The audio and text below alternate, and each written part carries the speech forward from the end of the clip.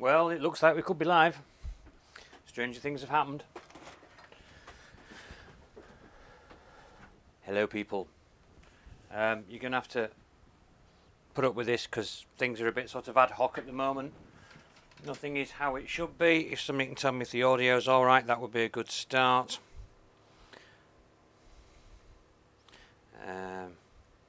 Just going to pull some bits and pieces up so I can see what's going on. Make sure to keep my volume to a minimum. Really, this is just so I can see the live chat as much as anything. Morning, Gusner. Morning, John. There we go, you see, so I've got some chat up. Right, as long as the audio's alright, that's the most important thing. And hopefully this camera's alright, because this is the main one for having a look at stuff. So yeah, good morning. Saturday morning in the UK. A little after 11:30. I was having a little discussion on Twitter this morning. I have two things to unbox here. I've got the TiVo Tarantula Pro, which Banggood has sent me, and I've also got the Artillery3d Genius, which Artillery3d have very kindly sent me. Thought we'd lost this one for a while. Disappeared off the radar with the shipping company. Contacted them through Twitter and it reappeared magically within about 4 hours of me moaning about it having disappeared. So that was good. Morning, Richard. Good to see you, mate. Hope everything's well. So I ummed and ahed about which I was going to do. And I think what I've decided is we're going to leave the Tornado, the Tarantula, and we might do an unboxing and a building of that tonight. Reason being is I've got more time this evening to prat about with stuff. So that box there can go down here. I'll get the camera system set up better, and we'll go about it the right way. So at the moment we're going to stick with this little baby, which is really the one I've been looking forward to opening. Morning, Andrew. Yeah, things are good, mate. Cheers at the moment. So you'll have to forgive me if things are a bit weird, because like I say, I'm not really set up to do this at the moment. But I can't wait to get into this box. Reason being, I'm sure some of you will know, I am doing a build of an RC car, 1/10 scale RC car, which is built on the... I'm trying to build it to the same sort of design as my actual Land Rover that I own. So I'm trying to match colour-wise and stuff like that. Very nicely, James from Artillery3d has very kindly sponsored my filament for that build, which is here, which is Filamentum, as you can see, a lovely red colour.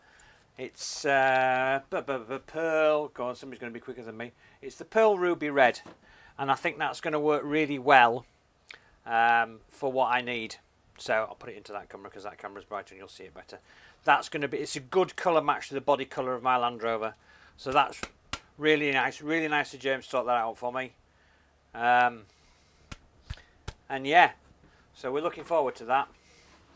Thanks for popping in, Scalder. Good to see you, mate. Alright, you have a good day, whatever you're doing. 3D Print Viking, good afternoon, good morning. Mr. Buntram, it'll definitely be good morning for you. That is without a shadow of a doubt.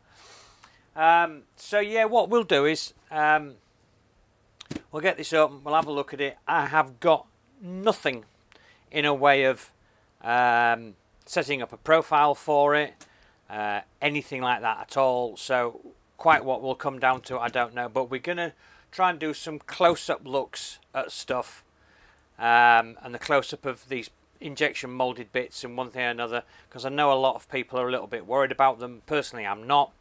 If anybody has watched Tom Jackson's tweets since he got his, he's done a quick benchy using a very simple profile that he's set up, and that's worked really well. Looks really clean. He's also just finished off, I think it's one of Wexter's models, and I can't remember which one it is, but that's come out incredibly well. So I might just have to see if I can give Tom a nudge and get a profile from him to really test this machine out, because I'd quite like to use this to print some of the parts for the RC Land Rover, just to put it through its paces, just to show the sort of thing I've been doing.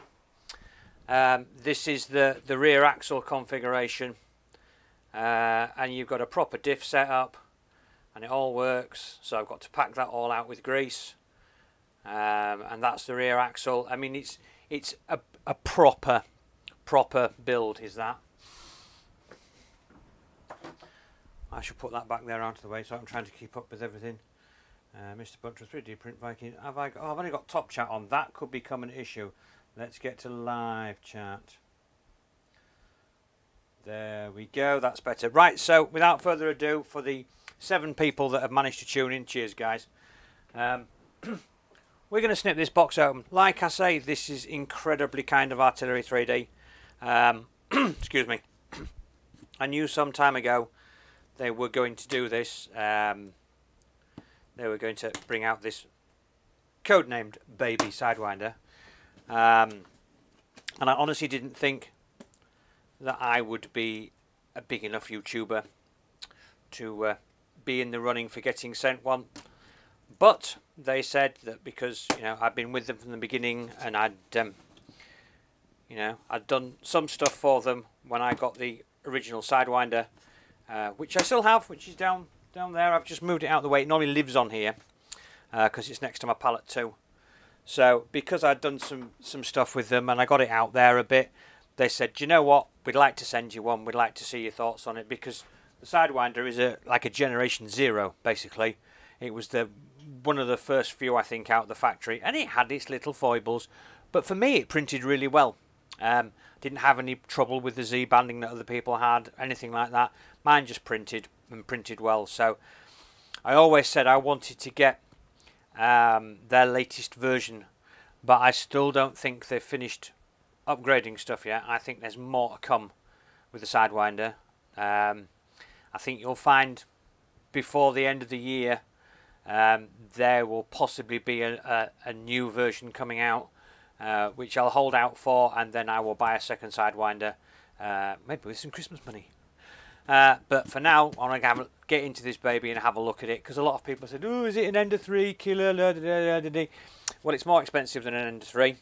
It's more expensive than an Ender 3 Pro, but, you know, is it worth it? So let me find something to open the box with.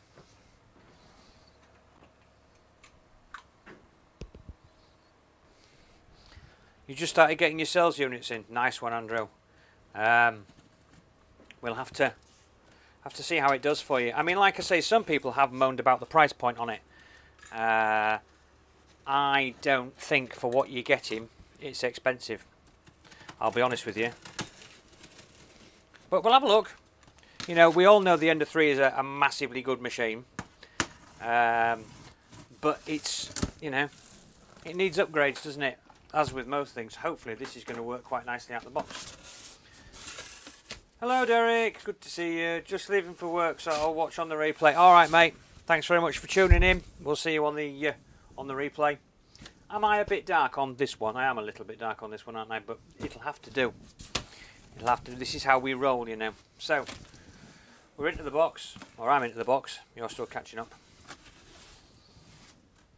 More light on the face bit. Do you really want more light on the face bit? I wouldn't have thought that was a very good idea, Gus. Let's be honest. Let me just bear with me, mate. Just before we get into it, bear with me, and I'll see if I can tune me in a little. I seem to be all right on my screen, but it's when it's. Just bear with me. Right, so it's that one.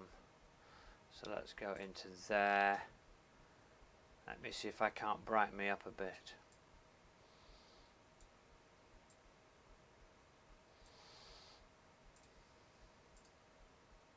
Right, I don't know whether that's improved anything or not.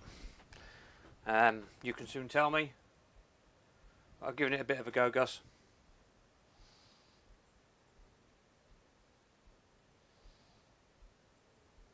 Right, so we're going to go with that. Unless things get really nasty and you need me a lot brighter, which I don't think is going to be a good idea. So yeah, we'll take that off. We'll chuck that to one side. As usual, nice thick foam, good quality stuff. So hopefully we'll have no issues there.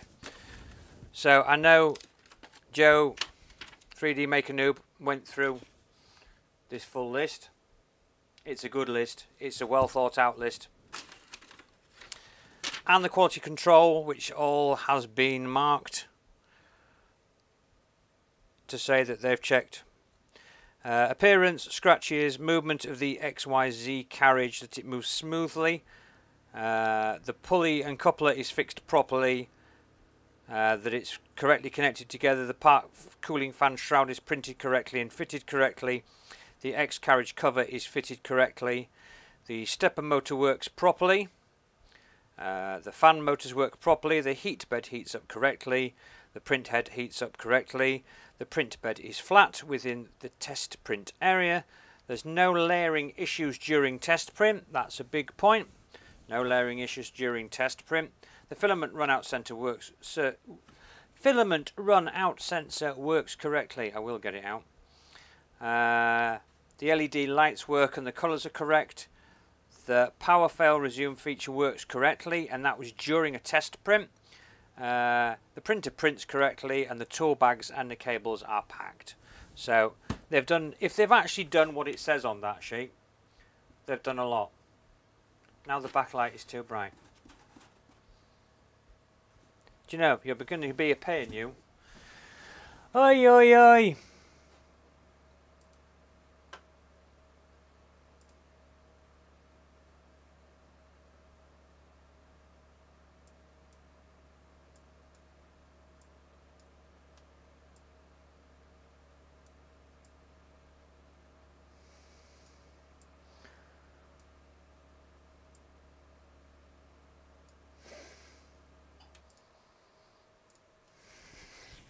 Right, we'll try that instead.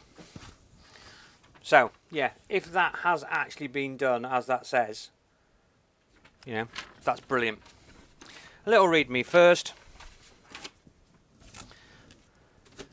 The Genius manual, in however many languages it actually is, 1, 2, 3, 4, 5, 6, 7 separate languages. Nice colour. Nicely laid out, nice and glossy, proper. So I like that a lot. That's a bit of quality, is that. It'll also prop up your table if it's not level. So, back to the box. Filament spool holder, not everybody's favourite thing in the world. Filament run-out sensor. I don't really use the run-out sensor, I know you know that.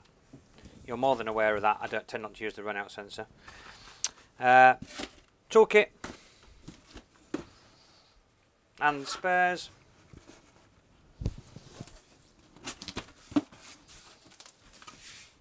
Yeah, Andrew, hit me up by all means. I'm always up for a bit of collaboration, as they say in Yorkshire. Right, so quite a short USB lead, one might say, although we've all got 20 million of those, but you're not going to get far away from the computer with that, are you? What would you reckon? I mean, that's not even half a metre, I wouldn't have thought. It's a small one anyway, but like I say, we've all got thousands of them, that's not a problem. USB stick, 1 gigabyte. I quite like those, with the logo on. Please note, posh with the logo. A proper drop forged spanner, 10mm and 8mm,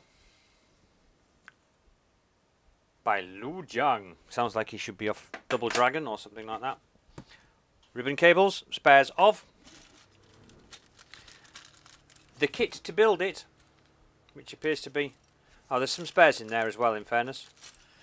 And a spare nozzle, 2 spare rollers, a piece of black PTFE tubing of some description, which looks to have the end snipped rather badly, and another little RGB LED. So that's good.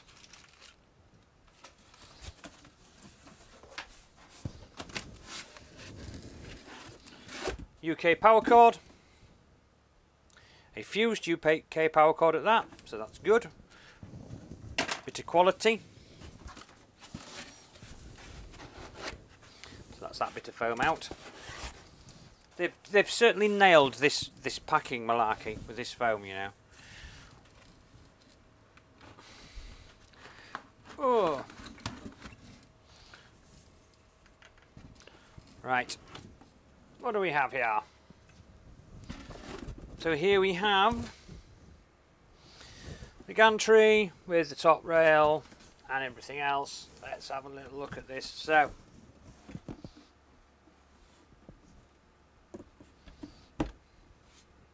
here we go. First thing to notice is that is actually, this is the ribbon cable connector that goes into the bed, into the main board. That's actually loose on mine. I think it's on purpose that it is loose. I might just pull this camera that's got... No, I'll tell you what I'll do. Let's take this one down for a look, shall we? See if I can get this off without making life too terrible for everyone. Right, I'm just gonna... Right, so... Again, you're going to say it's too dark, aren't you? I know. So you can see that that is actually loose, but that is purposely loose. As you can see that the T-nuts are placed in such a way that it doesn't sit in. So that can be adjusted by me. As you can see, there's a little breakout board there. So the ribbon cable obviously goes into the breakout board, and then that then slots into the section there. So I'll have a look at the hot end. So as you can see, we now have a sock over the hot end, which I certainly didn't get with my original Sidewinder. As you can see, the 3-colour LED is there in place. It's all looking very nice. This anodized stuff, as usual, is always looking good. You get a nice close-up into there. You can see the breakout board in there. But yes, it's nice that they've done the addition of the sock on the hot end. I think that's good. As you can see, that those vertical rails are 2040 extrusions, pre-tapped. There's the details on the stepper motor, should you so wish to copy those down for any reason. We'll come over to this side. There's your end stop there. Really rather straightforward and normal. A lot of differences there between the old and the new. Let's have a look. So there you go. We've still got the 60 by 20 on this rail, which is a phenomenal piece of kit. It's 60 by 20. And as you can see, it's got this moulded plastic end piece on. Now I know in 3D Maker Noobs Joe's video, he had to snip that a little to get the tension on this belt. As you can see, this belt is incredibly loose. You can't see because I'm not pointing at it. There we go. It's incredibly loose. I will tighten it up, but I will tighten it up under here. Sorry, under here. I'll snip the cable tie, I'll tighten it, and then I'll put the cable tie back on, which means I don't have to play about with this end too much. That's just my personal preference. The moulding on the front here, this plastic on here, is really nice. Really, really nice. I didn't think I was going to like it, but it does actually look really rather pretty. Let's turn it round and look at the system at the back. So there we go. You can see those now with their patented coupling system. We will check those because we know Joe had a bit of problem with his. There and there. But as you can see, everything in there is encased. I don't know whether you can actually see inside there, but you can see one of the wheels. But it's encased, hidden away there. Whether that's going to be an issue if I need to tighten an eccentric nut or not, because I don't see on earth how you can possibly get in there should you need to. But we'll worry about that if we need to. So we come up the lead screw, come up to the top. They're fixed at the top of the lead screw. There's no room for movement in there at all. Goes across to that side. This belt is also incredibly loose, but I don't really think this belt needs to be particularly tight, as it's only making sure the two lead screws stay in step. I don't think it needs to be under a massive amount of tension. But we'll see how it performs. That is your cable for your filament runout sensor. Sorry. So yeah, that seems fairly straightforward. Like I say, I didn't think I'd like the plastic, but it actually looks rather good. Well, let's give you a look at the underside there. There you are. You can see how it's built. It doesn't actually detract from the machine as much as you think it would. You would think it would look overly plastically and horrible, and actually it doesn't. It actually looks okay. So I'm just going to pop the camera back up on the top for a moment. Try not to throw everything on the floor. Let's see if I can do this without making too much of a mess. So we'll come down.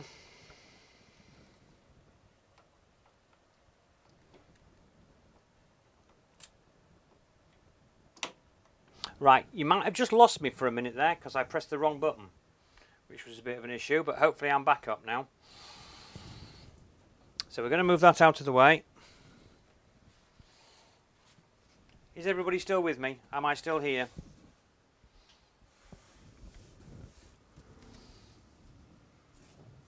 Go on, tell me I'm still here. Somebody tell me I'm still working. Tell me I've lost the stream altogether. Yeah, I know what you're saying, Gus, but we will check that out, mate. We'll go into that. Right, how am I going to get this out of here? Right, oh, I see. My goodness, I tell you, this is well packed.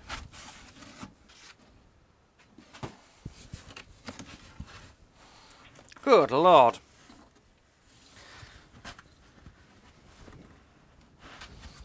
Oh, what I found in the box. Fan shroud. Uh-oh. That could be an issue. Might have lost that in transit, but we'll see. I've got to try and get this out of this box, I tell you. Oh.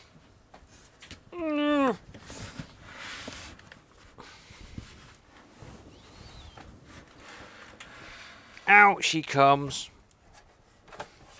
Right, let's get the box out of the way. Hope there's nothing left in it.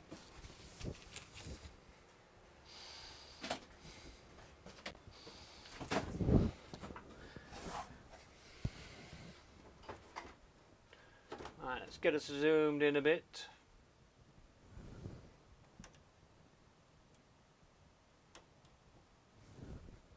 I move you that way. So, main body of the machine. Do not remove before finished assembly, so that saves me from scratching it.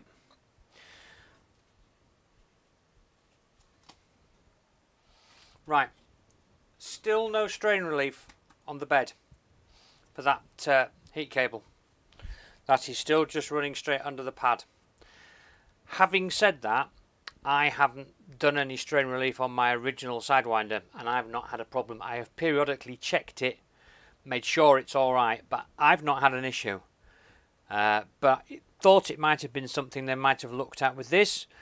They haven't, but then again, like I say, not a problem I've had, and I'm sure somebody out there will design one within weeks. Shall we have the camera back down again and have a closer look around what we've got down here at the box?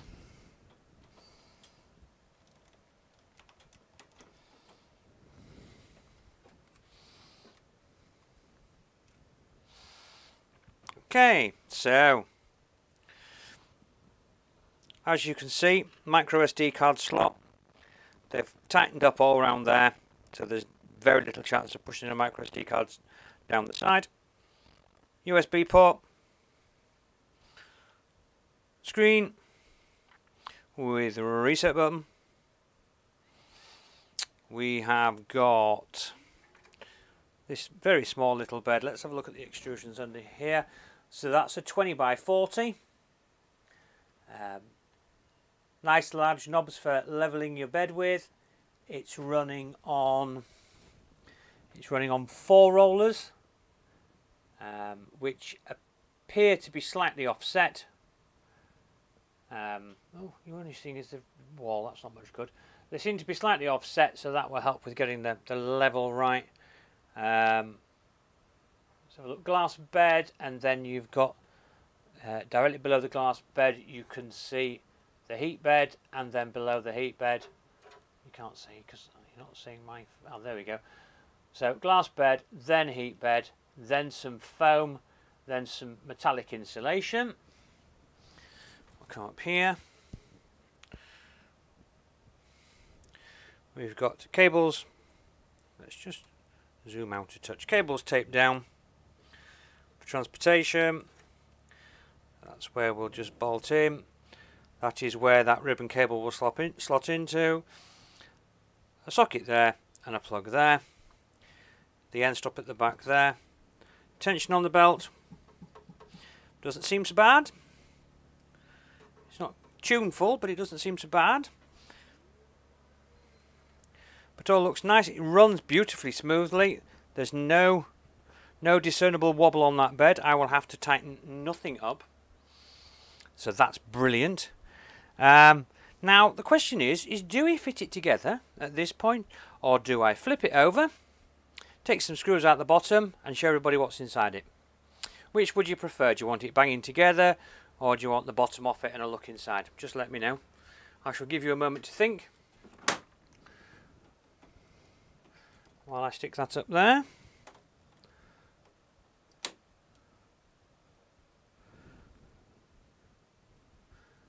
Turn that around so I can actually see what I'm looking at. So, do we want bottom off, close up of the inside, or would you rather it just being put together?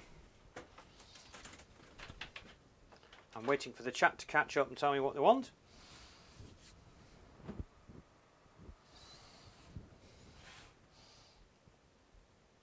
Get it going first. Are you sure, Andrew? If that's what you want, I've got one vote for getting it going first. Anybody else have a feeling about what they'd like? I'll see how many screws there are while you're thinking about it. Well, let's show you the bottom anyway. We might as well show you the bottom anyway.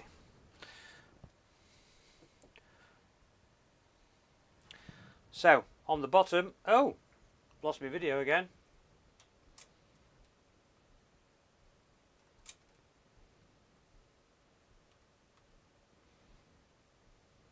We might need to change cameras here because this looks like it's going to be a problem. Just bear with me.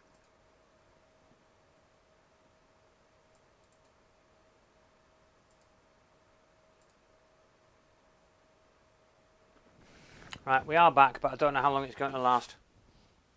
Second cam should be back up with you guys any second. So on the bottom, I'll actually wait till the screen catches up, because although I know I can see it, I don't know you can see it. Oh, this lag that we get. There we go. Up she comes. There we go. Right, so on the bottom, we have got nice big fan. Nice big fan. Power supply's in the centre there. It's got a wedge of insulation, metal-backed insulation sat across there. Now, whether that's supposed to be there, because that seems to be blocking the air vents for the power supply. So whether that's supposed to be there or whether that's slipped there from somebody else, that might be there to stop rattling, in fairness. And then we've just got the holes there for us to bolt into, and then the bottom of the stepper driver there, and this lovely warranty void seal there, which apparently the Americans don't have to bother with, because things now in America have to be produced that they can be repaired by the owners, and putting warranty void stickers on the bottom in the US is now not a thing. So I'm led to believe. So okay, if you want it banging together, let's bang it together. Shouldn't be too difficult for a man of my means. You just want to see blue smoke, don't you? Admit it. That's what it's all about with you guys. Blue smoke.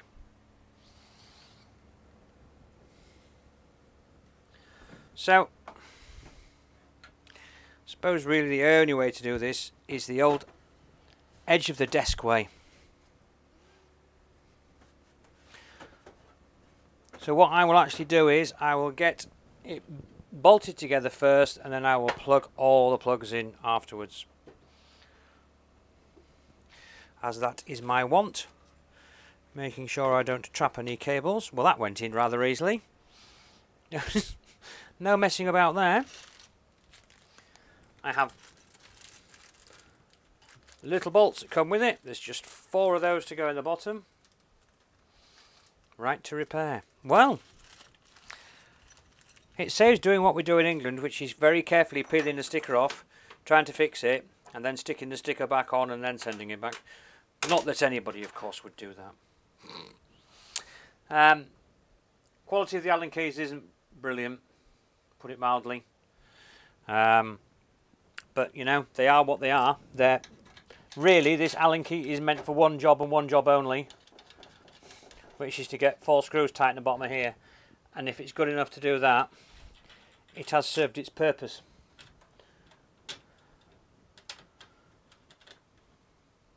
I've just realised that this blue almost matches the blue of my shelving. So, well done, Artillery. That was a very good choice.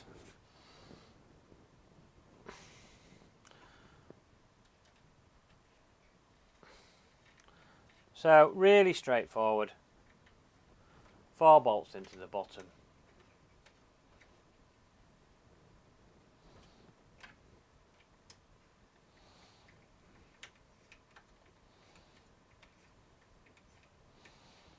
Talk amongst yourselves.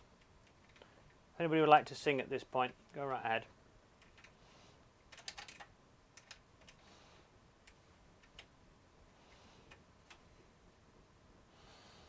I think the issue with the camera going off is that it's actually running in standby.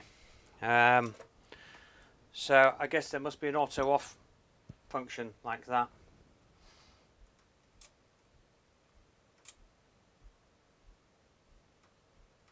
So I think we might just have to change cameras for the rest, which is a bit of unfortunateness. But you can't have everything. It would appear I can't have much at all. So what we're going to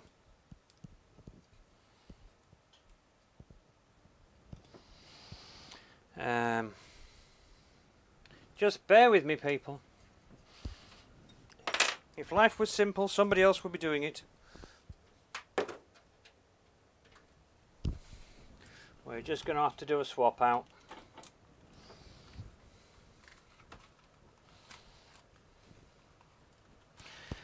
At this point, I'd like to give you a word from our sponsors. We are sponsored by cameras that don't work correctly. So this is what happens when you do an impromptu stream and really you're not set up for it. But hey ho, this is life. So we are just going to swap cameras over, which I'm in the process of doing as we speak. Just swap the mount so we can have the mount up and running.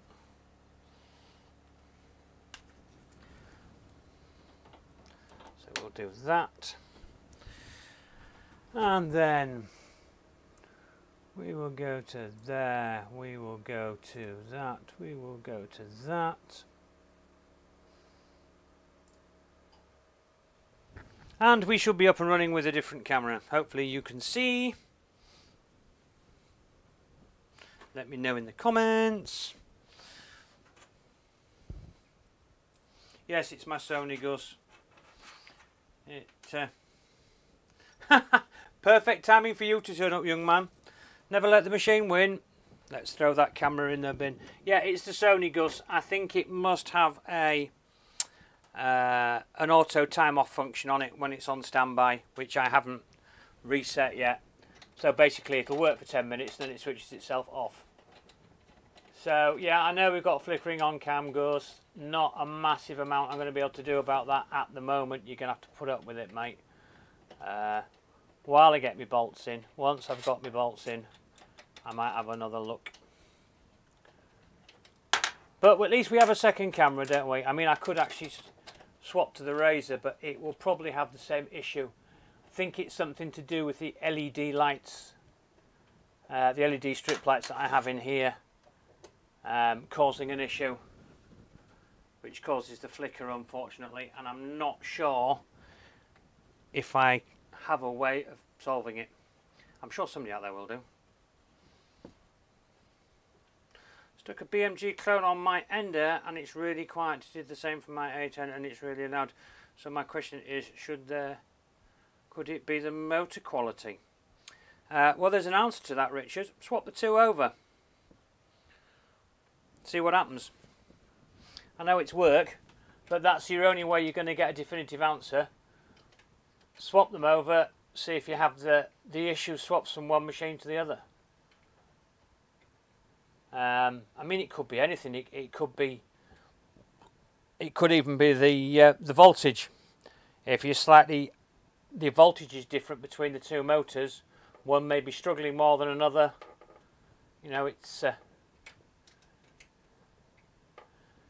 one of those things that you're going to have to keep searching. But that's what I would suggest, is check your VREF, both of them, and see what they are. Because you might find that one's pushing more power than the other. Right, so those 4 bolts went in together, as you would imagine, very easy.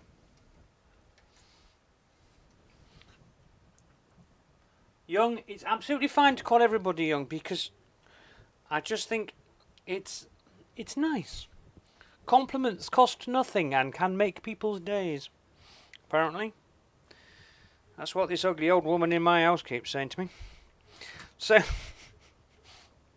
I'm just winding up the gantry so I can get down to the plug down here to get that in. So, I'm aiming at seating this now. Well, you can see that. This is the problem with this camera being so far behind. I'm going to seat that into there. So, push it in like that. Push it in like that.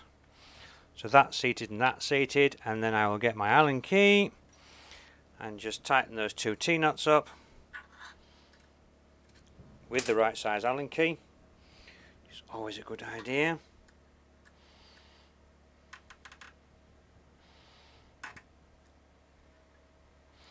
So we're just going to loosen those back a bit so they have the ability to turn round and clip.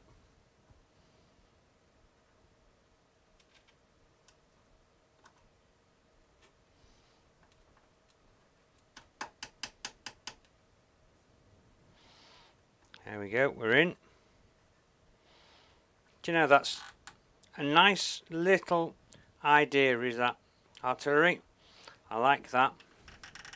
That works really well. Simple but effective, which is what we like. We like effective. We don't like overly complicated. So it's just a matter of now getting this wonderful tape off and getting these connections done. There isn't much to do in the way of these either. So we've got the end stop, which clips in like so.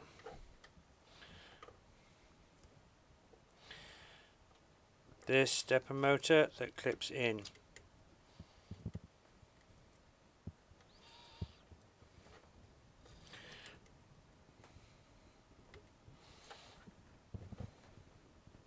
like so. Then we have the same to do on this side.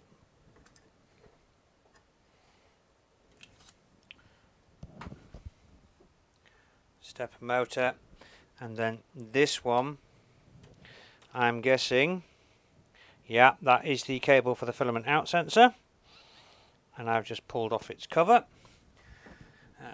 You're going to be able to see this or not, but they have a little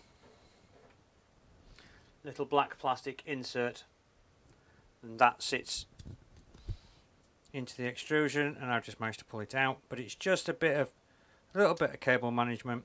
It pushes straight back in, fits into there like that, and just sorts that out. So that's those done. So we'll get these two cable ties off the gantry.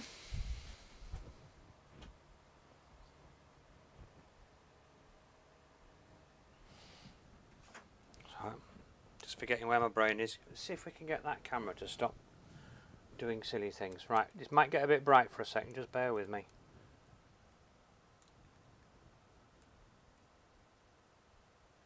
No, it's not going to have it. I don't know what that is, to be honest with you. I honestly think it's something to do with the LED lights that I have in here. And it just causes that shimmer, which is unfortunate. Commodore 64, oh my goodness, yes. Had one of those. Now let's have a look at this belt, because this belt is loose. That belt is loose. Now it is set the right way around. I can promise you of that. It is set tooth to tooth. And it's set tooth to tooth on that side as well, so it's not like it's incorrectly placed, but that has got far too much play on it. Far too much play on it. So what we're going to do is we are going to snip the cable tie that's there, we're going to put it under some tension, and then we'll put one of the cable ties that came with it and we will tension it back up. But what I might actually do first is loosen this pulley off slightly, slide it in a little, then tighten this up, and then I've actually got some room to tighten it further should I wish to off that pulley.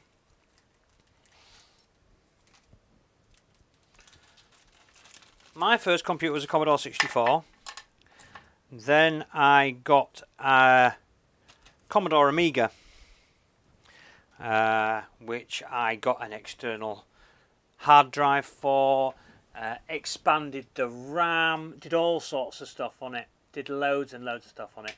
Thoroughly enjoyed having that. Did something with it. I think it must have been something to do with the processor, that I had to have a secondary fan on, which meant I couldn't shut it all up properly because of this secondary fan placement. But yeah, it was a cracking piece of kit. Love my my Amiga. That was a boss of a machine. Right, so just moving that in slightly, just so I've got some room for adjustment. Now it's just two screws underneath to loosen that and slide it. But it just means now that I can get into this, get some tension on that without going silly tight, and then tighten up off here. Hope that makes sense to everybody. Atari ST. Do you know, I always like the look of an Atari. Oh, that was a bit silly of me. I always like the look of the Atari, but I was a Commodore guy. Absolutely a Commodore guy. Right, let me see if I can, without taking the cover off, would be the ideal way of doing this, just to save a bit of time. If I can just get in and nip through that cable tie. Of course, being careful not to cut through the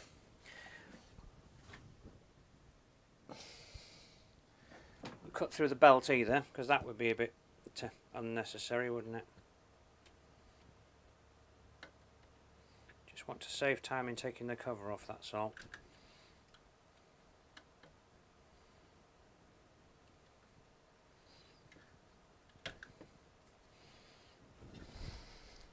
We're through. Get that cable tie out of there. Is everybody watching me? Yes, good. All you can see is the back of my head. That's not very helpful to you, is it? Sorry about that. Let's move that to there. So you can actually maybe see what's going on. So cable tie cut. Belt tensioned up a little. Fresh cable tie.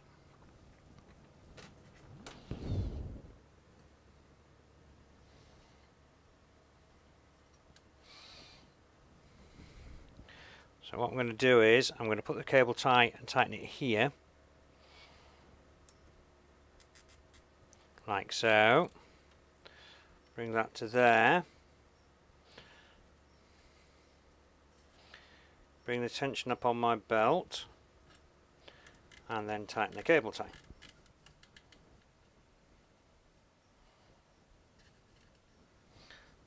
like so.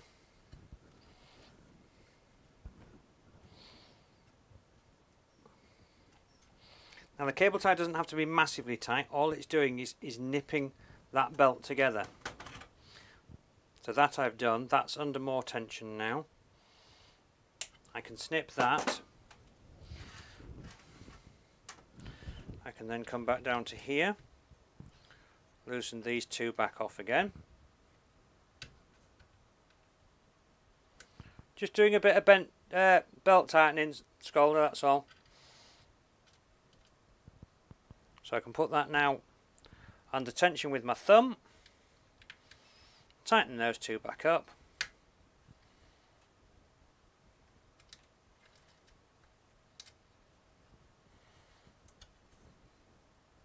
And that's it, Bob's your uncle. Nice tight belt.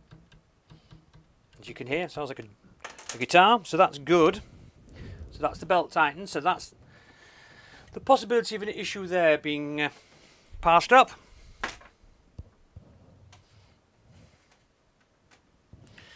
Now, spool holder,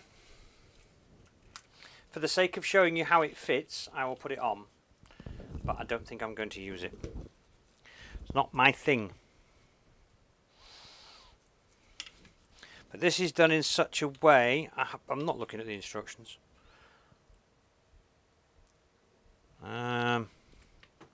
Although I might have to. Me trying to be clever. That slots into there. That slots into there. Or does it? Right, yeah, that slots into there. Like so. Take the grub screwy type thing out of that. That slots into there. Then what we have is that grub screw sits into there like that, and that gives you adjustment from side to side, and when you've got your right width, you can actually see that, it traps it like that.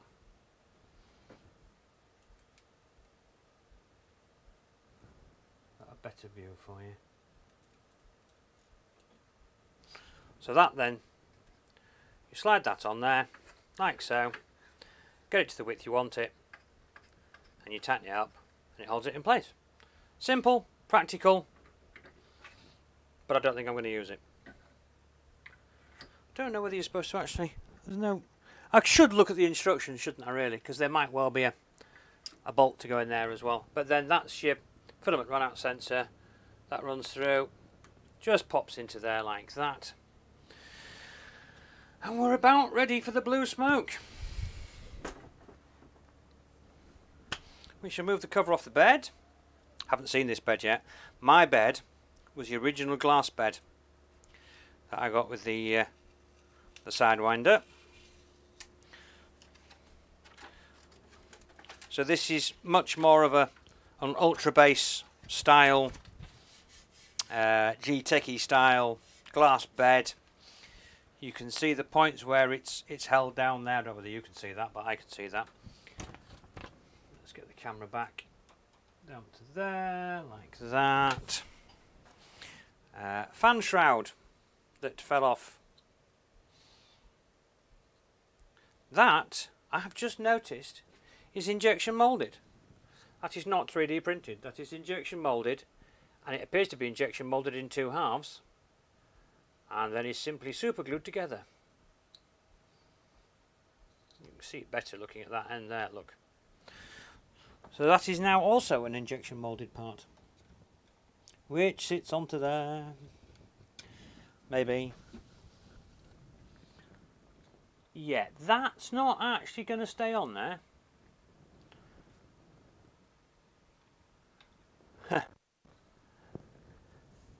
That is in no way, shape or form going to stay. That is loose and a bit wibbly wobbly.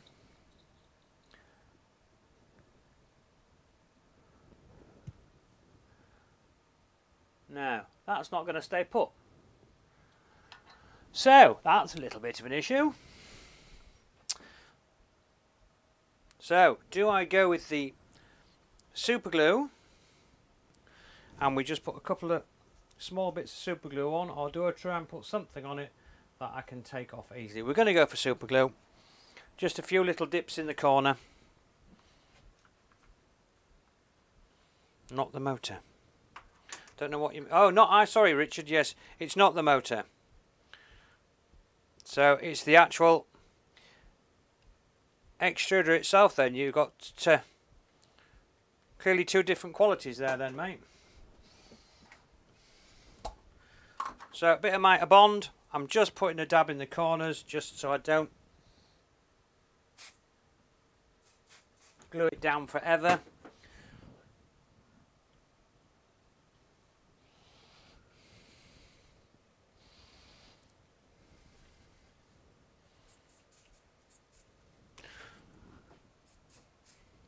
All that will do is just help it to go off quicker, like that. That's that solved. That didn't take long, did it? Good old mitre bond. So we now have the fan on, we have that. So shall we go for the switch on? Shall we go for it? I don't need to use the cable because, funnily enough, because this is where my sidewinder normally sits. Here is a cable for my sidewinder. Put the switch to the off position. Put the power cord in. Stand by your beds, everybody. We have a beep. We have a screen. And that's it. We appear to be up and running. We'll take the cover off the screen.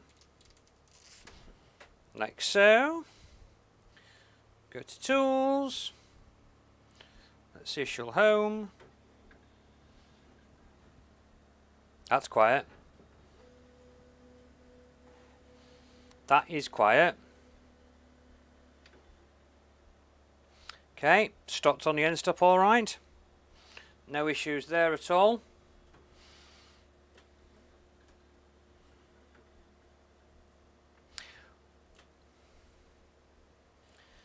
Okay. We will heat the bed. Bang it to 60 degrees. And then we'll do a quick level.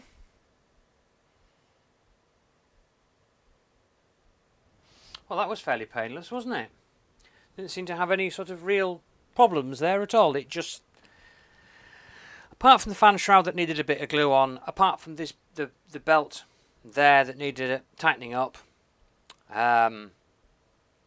which I could have done just by altering that bracket, but I went about it my way and did that. I tell you what I can do, if anybody's interested. I will see if this gantry is level out of the box, because that could be quite important to people. If only I could find my digital calipers.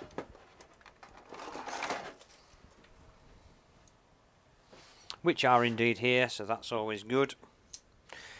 Let's see if I can find a reference point from which I can measure. Let's try it. I'm doing from the stepper motor to the bottom there. That is 50 mil.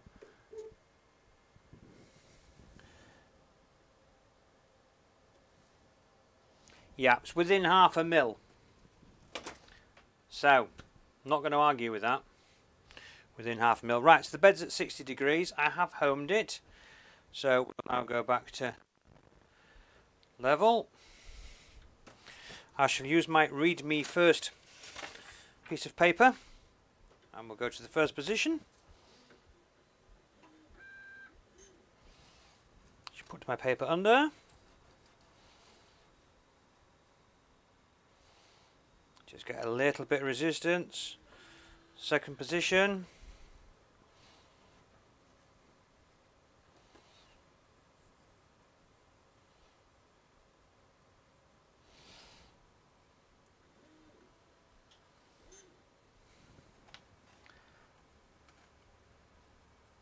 Good morning, Martin, or is it afternoon now? It is afternoon, isn't it? So to all intents and purposes, this is just... It is just a baby Sidewinder. It really is. With some upgrades to the system, really. You know, with this top carriage piece here and the moulded plastic bits. But it plays just like a Sidewinder, which to me is good news, because the Sidewinder for me has been nothing but joy, quite frankly. We'll just take that back a touch. So we're just checking the four corners before I go for the middle of the bed.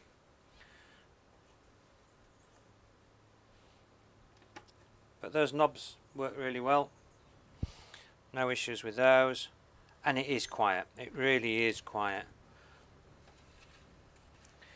It's remarkably quiet. Like I say, I have absolutely no profile set up for this at all. So I might just print what they have sent on the card. Because really I'm relying on Tom. Which will mean he'll never reply to my PMs. But yeah, no, to get hold of one of his profiles would be amazing. Right, so centre one. Yeah, no, that's good. That feels like we've got a fairly level bed there. I don't feel much warpage there at all. So that's marvellous. What is the build volume? You see, you asked me these questions. And I can't remember. Somebody tell him.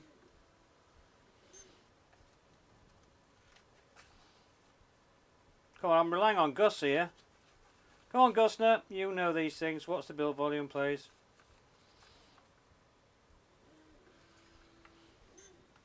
It's probably written in my book, in fairness, if I could be bothered to look.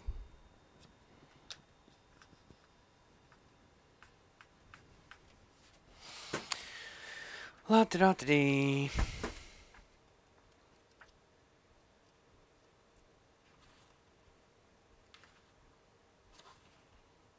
Can't believe you're making me look.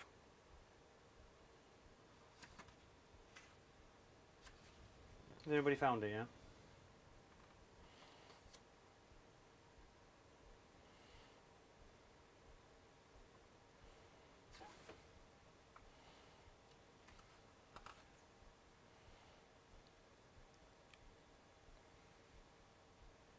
So I think it's 220 by 220. Seems to ring a bell. 230 by 230 by 2. I would say, to be on the safe side, 220 by 220 by 250. There you go, look. And then I look at that, and then Andrew tells me 220 by 220 by 250. I mean, it is probably nearer 230 on the X and Y, but you know, you don't want to risk it, do you?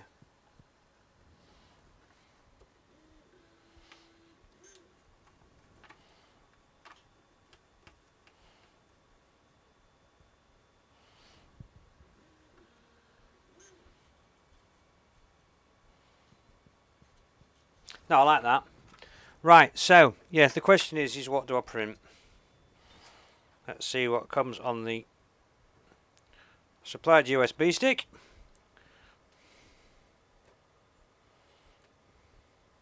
And we have the cube. Nothing more than the cube. So let's grab a bit of filament.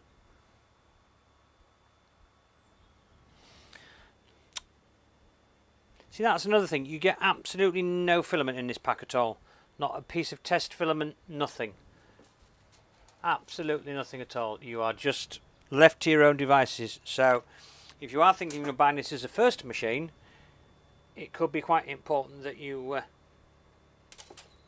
also buy a roll of filament, because otherwise you could be stuck with no filament I'm going to use a filament runout sensor, everybody. I am not using the spool holder. I'm not using the filament runout sensor either because I can't get my filament to go through it.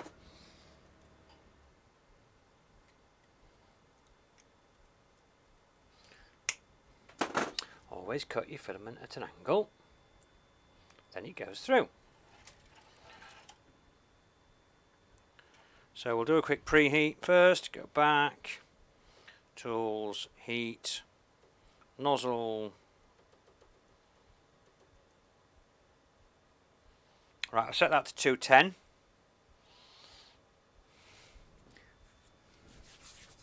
And we'll see what happens.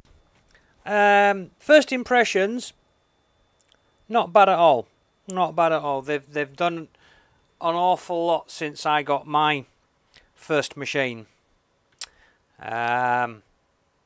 Importantly, that's at 110 degrees already, guys, on the nozzle. Importantly, the fans are a lot quieter. That fan now being underneath makes a massive amount of difference.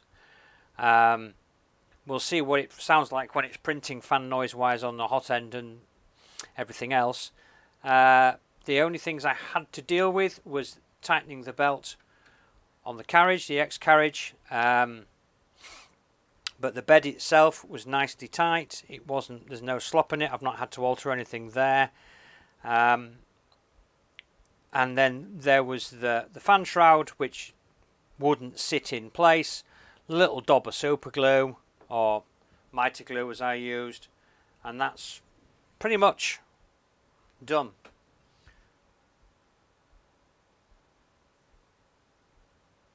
Oh, big Prusa. Yeah, well, we'd all like one of those, wouldn't we?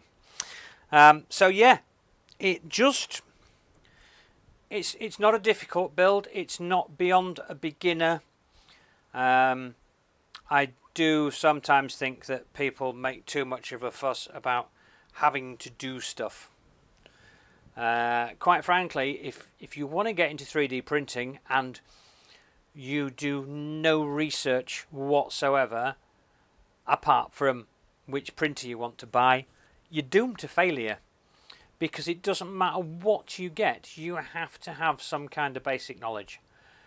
There is so much stuff out there on forums and on websites and on YouTube videos of the basics of setting up a machine, getting the first printout, that kind of stuff. And yet I still read ridiculous comments on forums about people saying, well, I had to do this and I had to do that and I had to do that. Go figure. You would not go to IKEA, buy a piece of IKEA furniture and then complain that you had to build it. You know? If you don't do your homework before you buy the machine, you're gonna run into problems. It doesn't matter how good the machine is and how easy the machine is to run for beginners.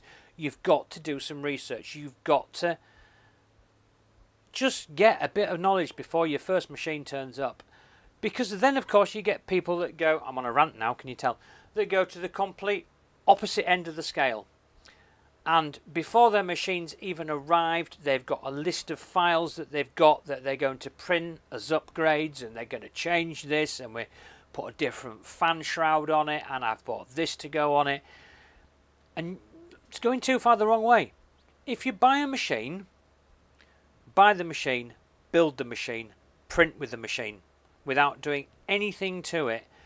Get it working, understand how it works, find out what its issues are, because you might find half these things that you're printing to improve this printer you might not need. Just because somebody else needs it doesn't mean you need it. And the best way to learn about a machine is to work with what you're given and get the best out of it as it is, and then start doing upgrades, then start altering stuff. But understand the machine first, and understand its good points and its bad points. I've finished my rant now because I'm up to temperature. Nobody's laughing at me, that makes a change. Hit print, hit cube, hit confirm. Blue light comes on underneath. It starts making noises. While that's doing that,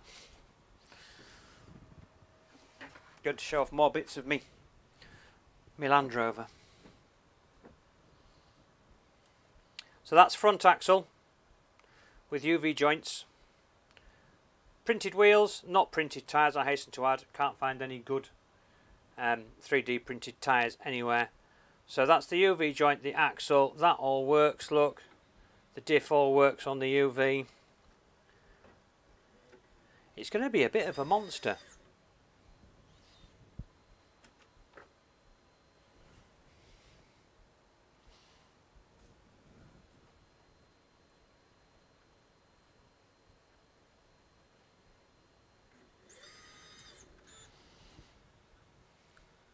Might help if I put some filament through, wouldn't it?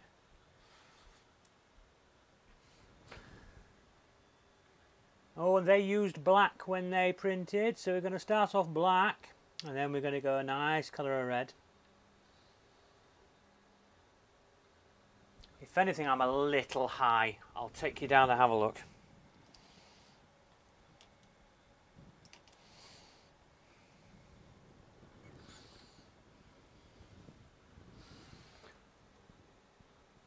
Whether that's even focusing. This is the problem with the delay.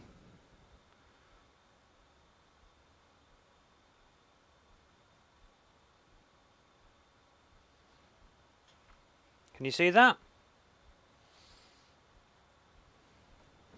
If I can get you in.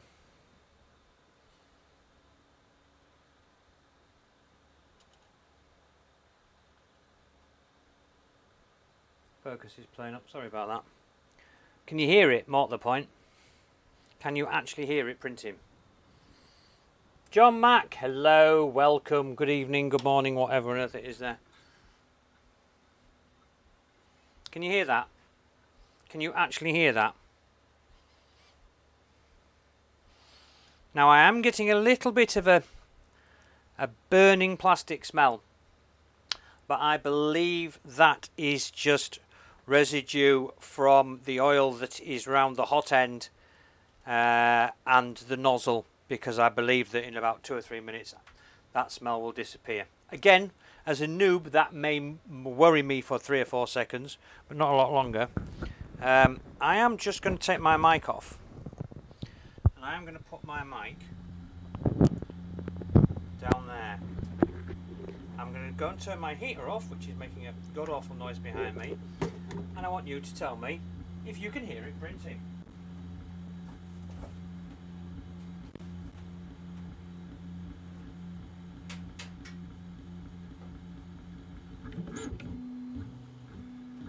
Can you hear that?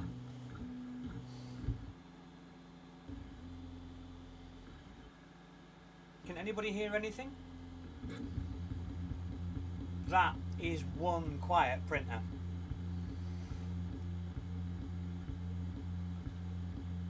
I mean, the hot end cooling fan hasn't fired up yet, in fairness.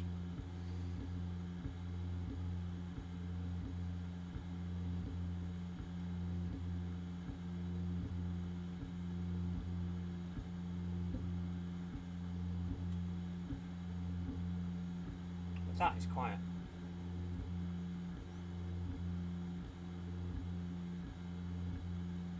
I mean, you're probably, if anything, you're getting vibration through. In fact, I'll put the microphone there.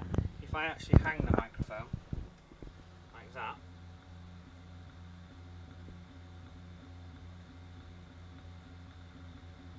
and that's the part fooling. That's the part cooling fan just turned on now, and that is running flat out. That's running 255. Is that? That's as loud as this machine's going to get.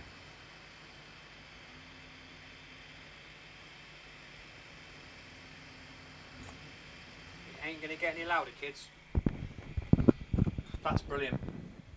That is as quiet as anything I own. But it's what people expect these days. I mean, I know not everybody needs things to be quiet.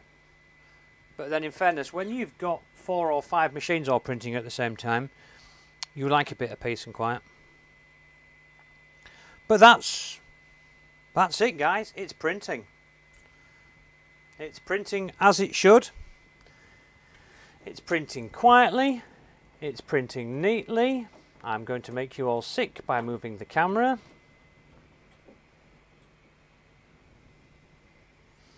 Just put my mic pack back somewhere out of the way. See if I can't get that down there.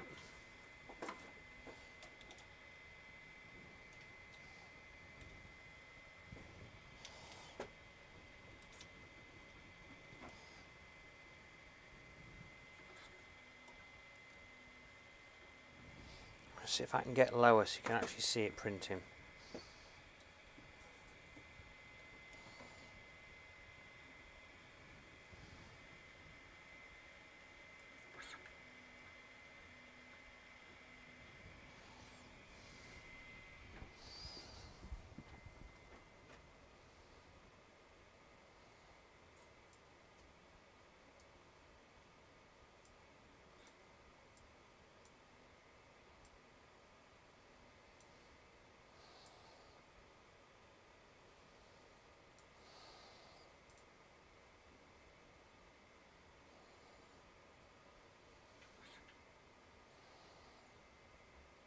There we go.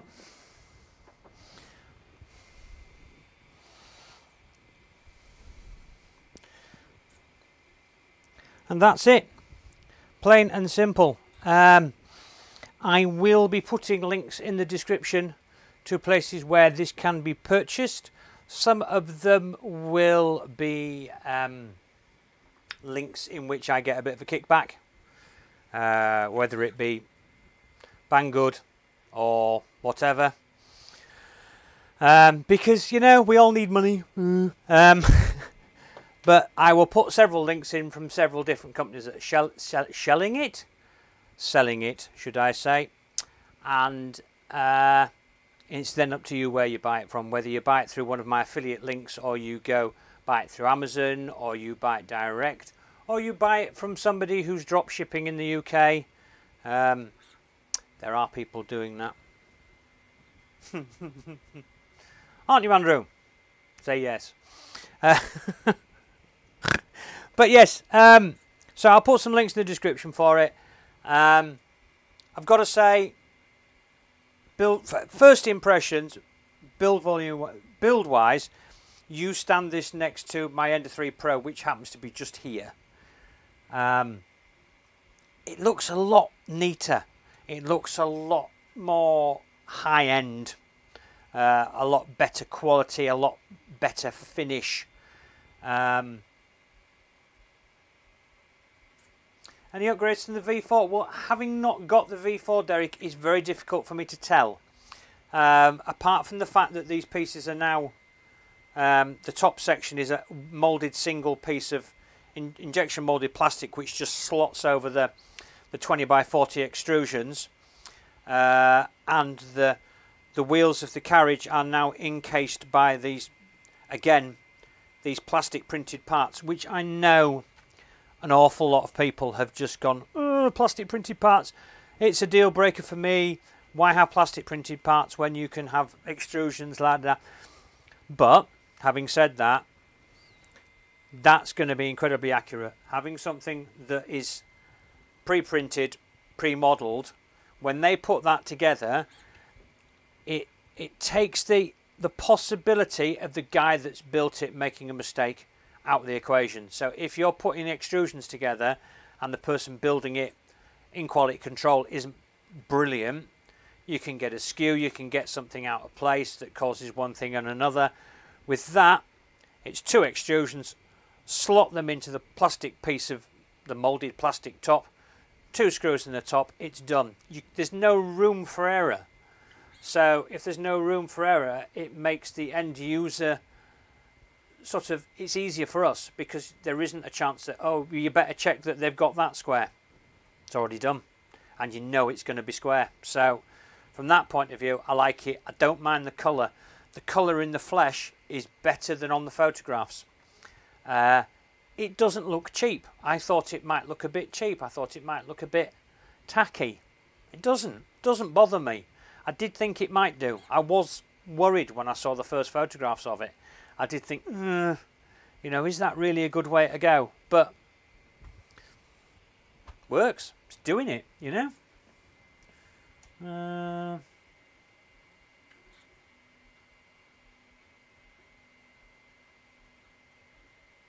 I'm just trying to keep up with the chat. So Andrew, are you stocking them? I guess you're drop shipping them.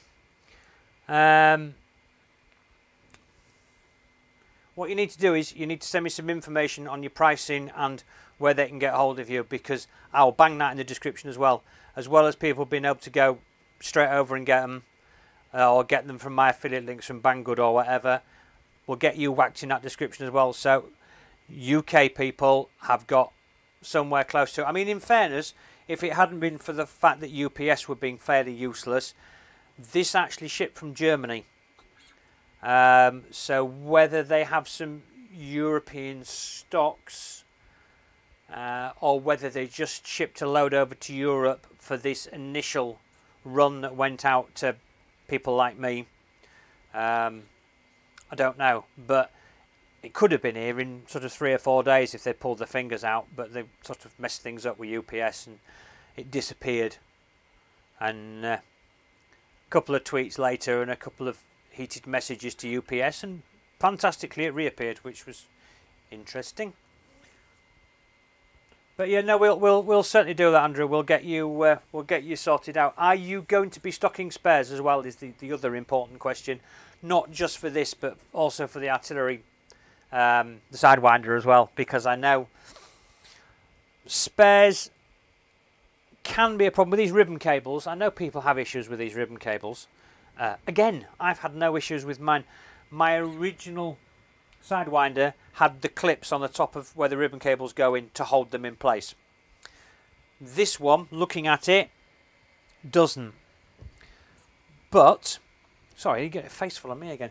They appear to have updated and uprated the actual the fitting. So it's a tighter fitting. There's no play on that. It also feels like the cable's slightly thicker as well from my original. Just let me come down here. No, I'm lying to you. It's exactly the same. There's no difference at all. Right, what I will do is, yeah, stocking spares as well. That's fantastic, Andrew. That's really good to hear. I did actually reach out to Tracy and say, were you stocking spares in the UK for warranty issues? I don't know whether they can do that through you if you're stocking them.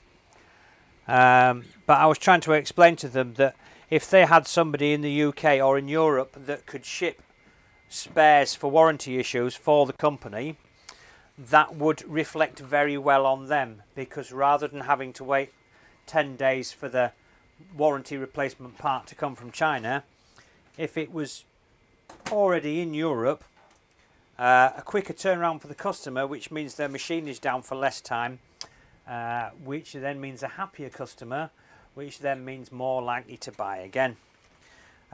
She went off and talked to her boss about it. I didn't hear anything back. But if they are doing that with you, or they're going to consider doing that with you, that might be a route for you as well. Just out of, just for a point. If you haven't discussed that with them, if you could do that, that will make them look good. I mean, it'll also make you look good. Because, then if they want something extra, they might just come to you for it. I just think it's important that these Chinese companies try to just have more distribution worldwide rather than everything having to ship from China. I'm having a look at what we're saying now. Awesome. Genius was a pre-order, but only dropship at the moment, so no held stock. Well, that's understandable with a new machine, because they're not going to want to tie stock up in parts of the world and then be short of stock in other parts of the world because it's selling better in America than it is in Europe, or the way wound. God, you can tell it's Saturday, or the other way around. So yeah, they'll only do drop ship at the moment until they know, what the levels are going to be like country to country, and then they'll start holding stock for you, I'm sure. But you do stock all the spares. That's brilliant. Remember, your warranty covers a lot. of it, and if we are honest, tell people first to check under warranty. Yeah, no, absolutely.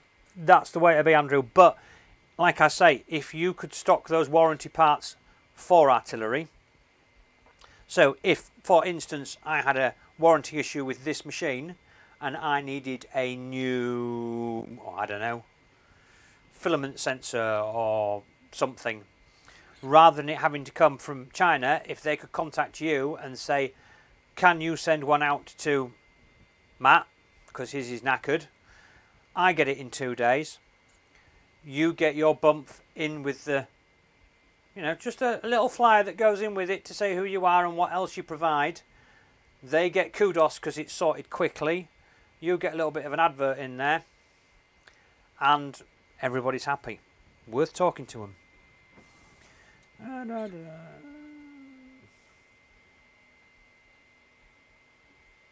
What's the EU again? I'm saying nothing.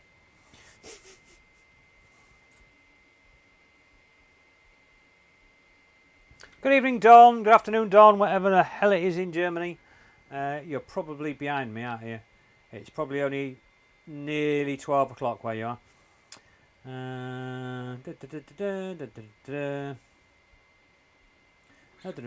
Lots of people saying hi to Dawn. Lots of people saying hi to Dawn. Fine. Oh my goodness, that looks nice. I think my temp might be slightly out there. But that's a cube.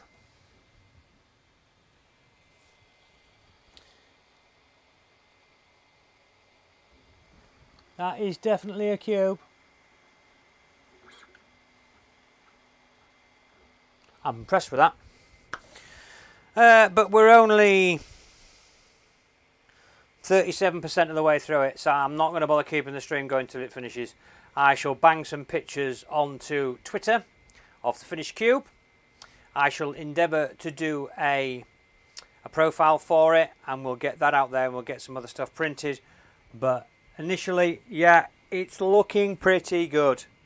Like I say, whisper quiet, printing smoothly, printing well. There doesn't appear to be any issues with layer lines on there, other than what you would expect with that blue light shining on them, making them show every single layer up.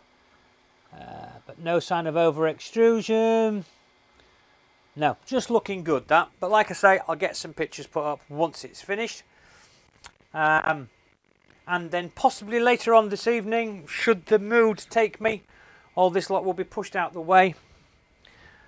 The Tarantula Pro that sat down there, which is a complete kit from Banggood, might well come out, and I might well, if I can find the impetus, do a video on the build of that, or I might just sit and play with this for the rest of the day. Who knows?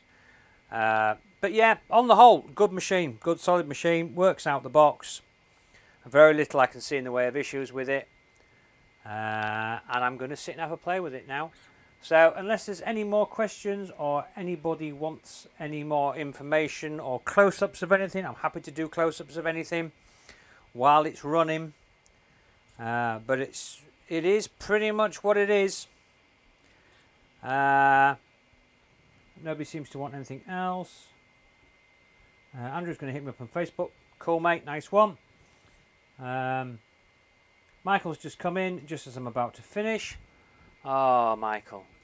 Shall I put it into the shortest thing I can possibly. Out the box, put it together, belt loose, tighten the belt up, fan loose, the shroud was loose, bit of glue, got that on, banged it together, running the G-code. It's quiet, it's smooth, it's well put together. It looks really nice. The plastic doesn't deter from it in any way, shape or form. Going to print some stuff this afternoon, bang it on Twitter, and let you all have a look. And I'll get back to you with a proper review after I've spent a lot of time printing with it, seeing if it's got any foibles, see if it's got any issues. But for now, first impressions, cracking machine, worth the money. Difficult to say at this stage. Like I say, have to do a lot more testing with it first, but it works and that's the important thing. And it's not been a difficult build in any way, shape or form. 4 bolts, 5 cables, job done. Right, thanks a lot for watching, everybody. Enjoy the rest of your weekend, and if you're South African, congratulations, can't win everything. And we'll see you hopefully sooner rather than later. I've now got to work out how to turn the stream off, so I'm going to back off out of shot like this and say thanks a lot, guys. And how are the ribbon connectors with lock, I hope? Gus, no, they are not with lock, but they are an awful lot firmer than the original ones. You see, you won't let me go, will you? I'm not going to pull them out now, but they are without lock, unlike mine, which had a lock on it. They are what they are, but that's going to be massively out of focus, is that, isn't it? But they are a much, much firmer fit. There is very little play in them. That one in there you can't actually see. But I don't think, and I say think, I don't think they're going to be an issue. I never had an issue with the ones on my original machine, but then they had the locks on. I might just pull. Oh my giddy aunt, this is old and heavy. Ah. There we go, look, we're going to put Big Brother next to Little Sister. Ah. How about that for a side-by-side comparison? Let me just bring that back. I might just revert back to a normal size screen, just bear with me.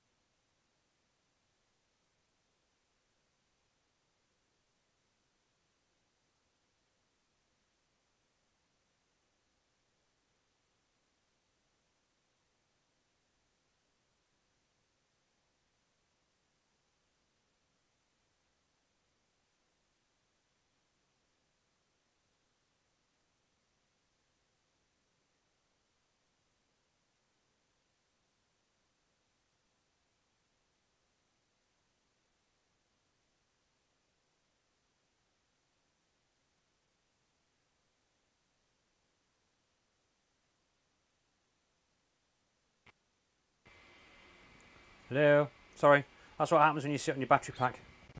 You switch it off. Right, I was saying was, I don't know when you lost me.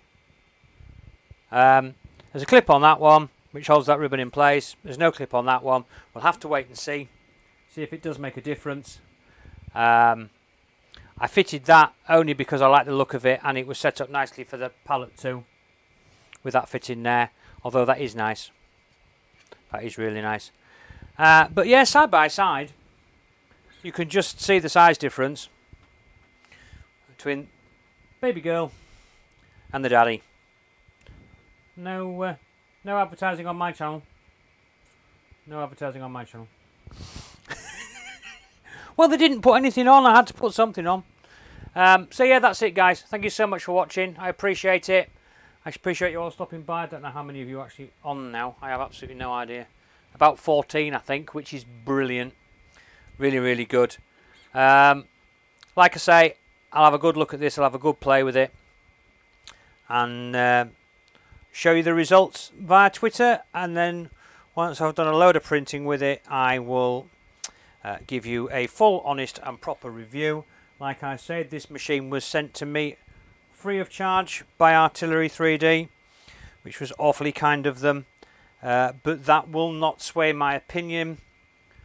If I find that it is an absolute crock, I will tell you so. Okay, thanks again for watching, guys. Yeah, don't forget to hit the like button. Subscribe if you haven't already. You could support me on Patreon or through Streamlabs, or just by tuning in to the streams that I do, because that supports me massively and makes me feel like I want to do some more. Okay, so thanks a lot, guys. Take care, and yeah, we'll see you shortly.